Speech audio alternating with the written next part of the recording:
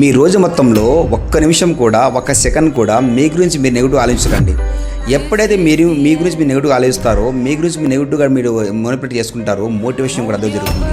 Law of attraction ఏమంటుందంటే, ఎప్పుడైతే మనలో ఉన్నటువంటి లోపాలను, మనలో ఉన్నటువంటి వీక్నెస్ని మనమే గుర్తు చేసుకుంటామో, దీనివల్ల సొసైటీ ఉన్నటువంటి పర్సన్ మొత్తం కూడా నెగిటివ్గానే చూస్తారు. అలా కాకుండా మనలో ఉన్నటువంటి పాజిటివ్ మనం ఇంప్రూవ్ చేసుకుంటూ వెళ్తే సొసైటీ ఉన్నటువంటి పర్సన్స్ కూడా మనం పాటుగానే కనిపిస్తాం.